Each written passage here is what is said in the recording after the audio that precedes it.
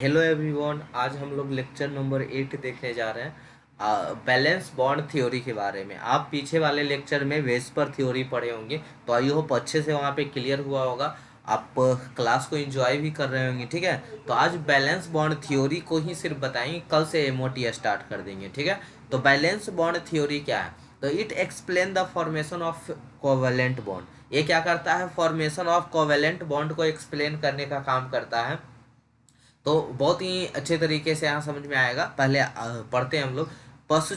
Postulate of valence bond theory. तो covalent bond is found overlapping of orbital. यहाँ पे क्या होता है कि जैसे कि दो तरह से ओवरलैप करता है, एक तो हेड टू हेड करेगा, एक साइड वाइज करेगा। जैसे मान लीजिए कि कोई भी वस्तु ऐसे पे ऐसे करके, यहाँ पे मान लीजिए एक ये है, एक ये है, तो ये देखिए क्या है, साइड वाइज हो रहा है, साइड वाइज हो रहा है। और एक इस तरह से है, तो यहाँ पे क्या बोल रहा है, हेड हेड टू हेड हो रहा है। तो हेड टू हेड हो रहा है तो उसको हम लोग सिग्मा बॉन्ड बोलते हैं। साइड टू साइड होता है तो उसको हम लोग पाई बॉन्ड के नाम से जानते हैं। तो इस तरह से हम लोग आगे बॉन्ड पढ़ने वाले हैं, तो चलिए उसी को देखते हैं हम लोग। तो covalent bond is formed by overlapping of orbitals. यहाँ क्या होता है, ऑर्बिटल्स ओवरलैप करते हैं। तो orbitals of valence shell in which electrons are in opposite spin take part in overlapping. ये जब एस, मान ली कि यहाँ पे एस, ये एस का स्फेरिकल होता है, आप पीछे पढ़े होंगे, ठीक है। और पी का इस डम्बल शेप में होता है, पढ़ा है ना पीछे। तो जो यहाँ पे एस टू एस जो ओवरलैप करेगा वो क्या करेगा, तो एस टू एस है, यानी हेड वाइज को यहाँ पे ओवरलैप कर रहा है। तो स्पिन जो होगा अपोजिट, ओवरलैप करने के बाद भी उसका स्पिन क्या होगा, अपोजिट ही होगा। स्पिन ये जो दिख रहा है, तीर का निशान, तीर का निशान दिख रहा है, तो ये ओवरलैप होने के बाद भी अंदर में कैसा रहेगा, स्पिन अपोजिट ही रहेंगे, ठीक है। स्पिन अपोजिट ही रहेंगे, ठीक है। दूसरा यहाँ पे देख रहे हैं एस और पी को ओवरलैप करवा रहे हैं हेड टू हेड। तो एक तो ये स्फेरिकल था, दूसरा क्या था, डम्बल शेप था। तो यहाँ पे भी जो स्पिन होगा वो अपोजिट ही होगा, ठीक है। Extent of overlapping decide strength of bond, ठीक है। जो एक्सटेंड ऑफ ओवरलैपिंग, कितना ओवरलैप कर रहा है, वह स्ट्रेंथ को डिसाइड करता है। जैसे एग्जांपल देते हैं, मान लीजिए आप हैं, ये आप हैं, ठीक है, और ये ओ है, समझ ही गए हो, ये ओ है।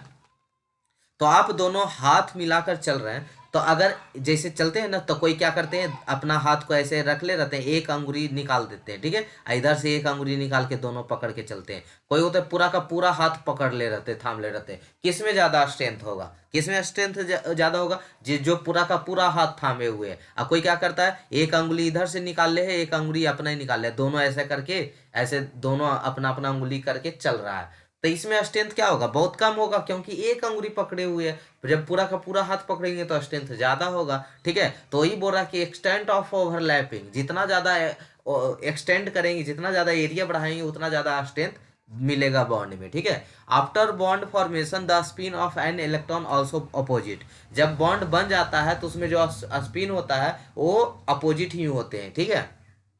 The overlapping of orbitals is exothermic process. जो ओवरलैपिंग होते हैं ऑर्बिटल्स में, वो क्या होते हैं, एक्सोथर्मिक प्रोसेस होता है। That means after bond formation energy is release, ठीक है। तो यहाँ पे देखिए लिखा हुआ है, मतलब कि जब एक्सोथर्मिक मतलब होता है ना, कि जब वो ओवरलैप करे, बॉन्ड बनाए, तो वहां पे एनर्जी का रिलीज होगा, एनर्जी निकलेगा, ठीक है। तो उसी को बोलते हैं exothermic process. The overlapping of orbital is exothermic process. That means after bond formation energy released, ठीक है। Valence bond theory give information about directional property of covalent bond. जो बैलेंस बॉन्ड थ्योरी होता है वो इंफॉर्मेशन देता है property of covalent bond के बारे में। तो देखते हैं टाइप्स ऑफ कोवेलेंट बॉन्ड। कितने टाइप के कोवेलेंट बॉन्ड्स होते हैं, तो दो टाइप के कोवेलेंट बॉन्ड होते हैं। टाइप्स ऑफ कोवेलेंट बॉन्ड, दो तरह के कोवेलेंट बॉन्ड होते हैं। पहला होते हैं सिग्मा बॉन्ड, दूसरा होते हैं पाई बॉन्ड, ठीक है। तो सिग्मा बॉन्ड और पाई बॉन्ड एग्जाम में भी 2 नंबर के लिखने के लिए आता है, तो ध्यान से समझेंगे। पहले तो आपको जो यहाँ पे स्पिन और एस और पी के बारे में बताया गया, शायद पीछे लेक्चर में आपको इसके शेप के मतलब एस क्या है, पी क्या है, dumbbell shape, double dumbbell shape, इस सब के बारे में बताए होंगे। नहीं बताए होंगे तो कमेंट सेक्शन में बोलिएगा, हम फिर से बता देंगे, ठीक है। तो आप जैसा बोलिएगा वैसा हम कर देंगे, ठीक है। नहीं है तो एमओटी में हम आएंगे तो बता देंगे, ठीक है। चलिए, टाइप्स ऑफ कोवैलेंट बॉन्ड। तो यहाँ पे एक सिग्मा बॉन्ड है, दूसरा पाई बॉन्ड है। तो सिग्मा बॉन्ड क्या होता है, लिखने के लिए आता है। पाई बॉन्ड क्या है, लिखने के लिए आता है। तो चलिए समझते हैं दोनों को बारी बारी से।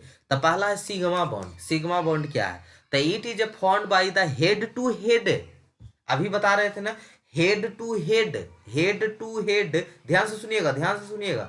हेड टू हेड ओवरलैप करे सिग्मा बॉन्ड, हेड ओवरलैप करवा रहे थे हम, तो हेड टू हेड करे सिग्मा बॉन्ड, या उसको इंड टू इंड के नाम से भी जानते हैं। तो it is formed by the head to head, तो उसको हम बोलते हैं sigma bond. End to end तो उसको बोलते हैं ओवरलैपिंग, तो overlapping along the nuclear axis, तो उसको हम लोग बोलते हैं सिग्मा बॉन्ड, या बोलेंगे हेड टू हेड करे ओवरलैप सिग्मा बॉन्ड, ठीक है।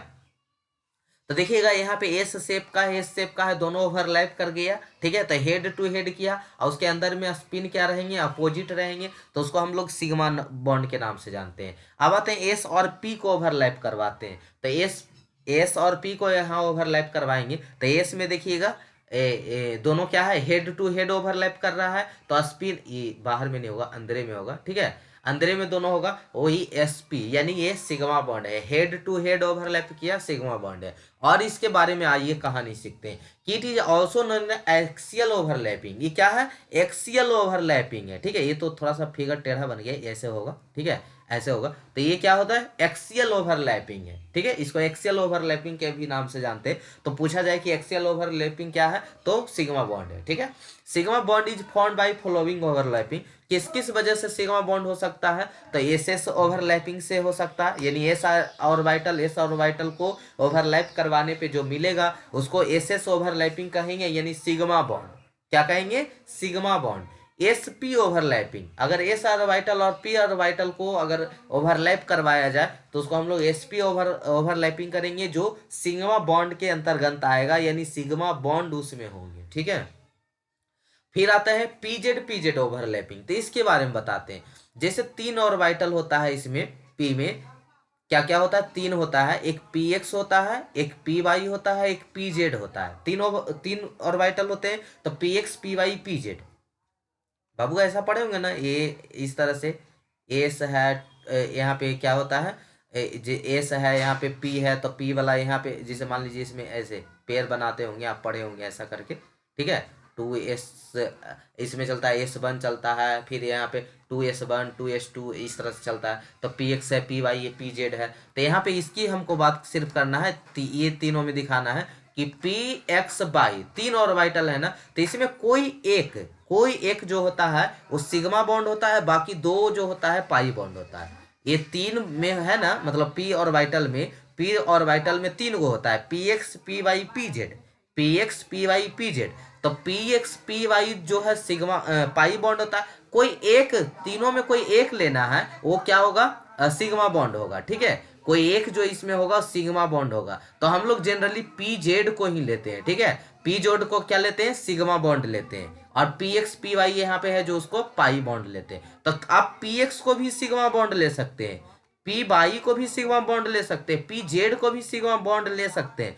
तीनों में कोई एक ही लेना होगा। तो हम जनरली यहाँ पे क्या लिया जाता है, जेड को लिया जाता है, ये दोनों पाई बॉन्ड कहला जाएगा। तो तीन में कोई एक ही होगा जो सिग्मा बॉन्ड होगा। ये आगे समझ में आएगा किसमें, जब एमओटी पढ़ेंगे ना तो ये समझ में, अभी भले समझ में नहीं आ रहा होगा, बस अभी आप सीखते जाइए कि क्या क्या होता है, ध्यान से सुनिएगा। अभी सिर्फ सीखते जाइए, एमओटी में समझ में आ जाएगा, एकदम क्लियर हो जाएगा, क्रिस्टल क्लियर हो जाएगा, आपको कहीं कोई दिक्कत नहीं लगेगा, ठीक है। तो पीजेड जो ओवरलैपिंग है यहाँ पे, वो क्या है, सिग्मा बॉन्ड कहलाएगा। और पी एक्स पी वाई को हम पाई बॉन्ड में ले चल जाएंगे, ठीक है। The first bond between two item is always sigma bond.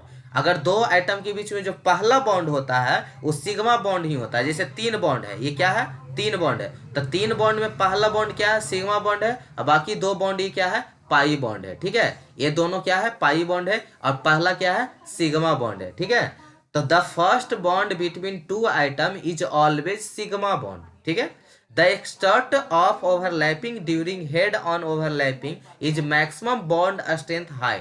अभी ना बता रहे थे कि अगर एक अंगुली से पकड़िएगा तो कम स्ट्रेंथ होगा, पूरा का पूरा हाथ थामेंगे ज्यादा स्ट्रेंथ होता है। तो ये जितना ज्यादा ओवरलैपिंग का एरिया होगा उतना ज्यादा उसमें बॉन्ड स्ट्रेंथ होता है। ठीक है, अब आते हैं पाई बॉन्ड के बारे में आते हैं। तो pi bond form by the side wise overlapping, अगर साइड वाइज ओवरलैप कर रहा है, साइड वाइज ओवरलैप कर रहा है तो उसको हम लोग पाई बॉन्ड के नाम से जानते हैं। तो पाई bond is formed by the side wise overlapping of orbital और लेटरल ओवरलैपिंग ऑफ ऑर्बिटल्स। ठीक है, उसको हम लोग लेटरल ओवरलैपिंग्स के भी नाम से जानते हैं। ठीक है, साइड वाइज ओवरलैपिंग या लेटरल ओवरलैपिंग, लेटरल ओवरलैपिंग बोलिए या साइड वाइज ओवरलैपिंग बोलिए, तो उसको हम लोग पाई बॉन्ड के नाम से जानते हैं।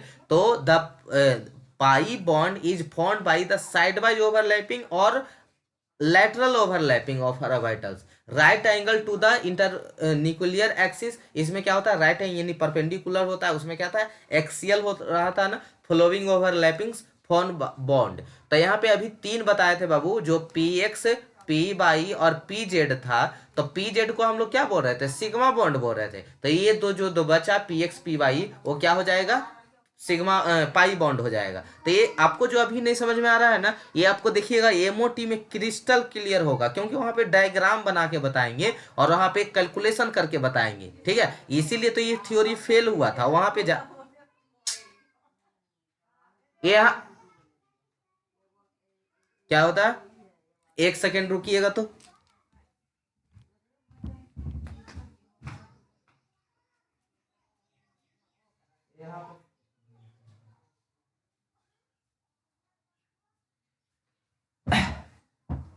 यहाँ पे जो देखिए ओवर पी एक्स ओवरलैप कर रहा था, तो उसको हम लोग क्या बोल रहे थे, पाई बॉन्ड बोल रहे थे। और जो देखिए तीन तीन ऑर्बिटल अभी जस्ट बता रहे थे ना, एक क्या था पी एक्स था, पी वाई था और क्या था पी जेड था।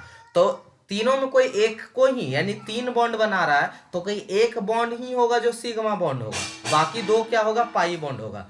तो जेड को आप ले लिए सिग्मा बॉन्ड में, तो पी एक्स क्या बचेगा, पाई बॉन्ड बचेगा। ठीक है, तो ये बोले ना कि ये अभी आपको उतना समझ में नहीं आएगा, ये मोटी में पूरा क्लियर हो जाएगा। Calculation of sigma and pi bond. ठीक है, तो देखिए तीन बॉन्ड है, तो उसमें एक बॉन्ड क्या होगा, सिग्मा बॉन्ड होगा, और दो गो क्या होगा, पाई बॉन्ड होगा।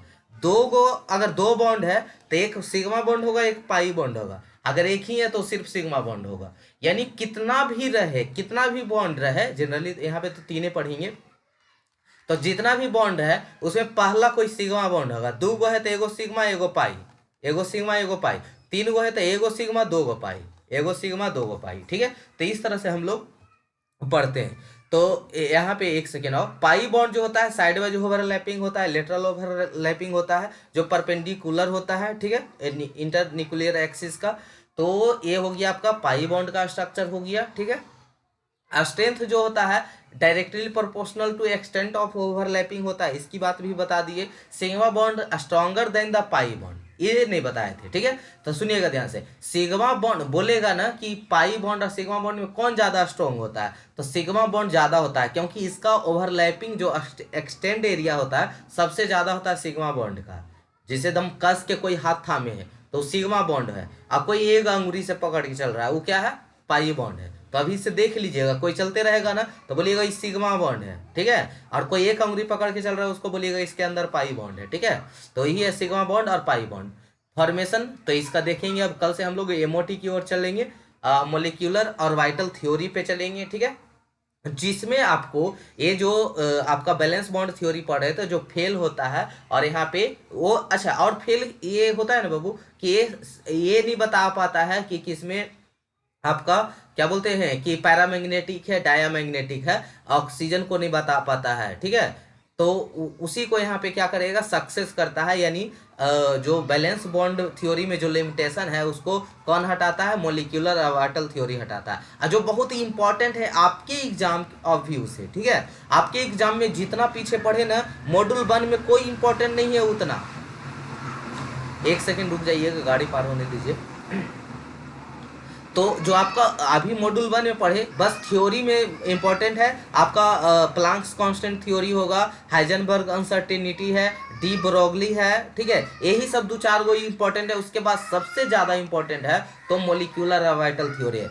अच्छा, एग्जाम का क्वेश्चन को इम्पोर्टेंट कैसे बोलते हैं? जो पूछा जाए, जो ऐसे तो देखिए केमिस्ट्री में जितना पढ़ाया गया सब इम्पोर्टेंट है, लेकिन आपके एग्जाम ऑफ व्यू से क्या इम्पोर्टेंट है? मोलिक्यूलर ऑर्बिटल थ्योरी, इसको लंबा चलेगा। देखिए पेज नंबर 47 दिख रहा है ना, 47 दिख रहा है 70 पेज, यानी अभी जो 70 पेज तक चलते रहेगा वो सिर्फ क्या चलते रहेगा? मोलिक्यूलर ऑर्बिटल थ्योरी चलेगा। यानी इसको हम जीरो लेवल से इनफाइनाइट तक पढ़ाएंगे इसको, ठीक है? मतलब जहां तक घुस घुस के क्वेश्चन पूछा जा सके वहां तक आपको बताएंगे, ठीक है? तो चलिए स्टार्ट करेंगे हम लोग कल से। यहाँ तक बने रहने के लिए थैंक यू सो मच। मिलते हैं हम लोग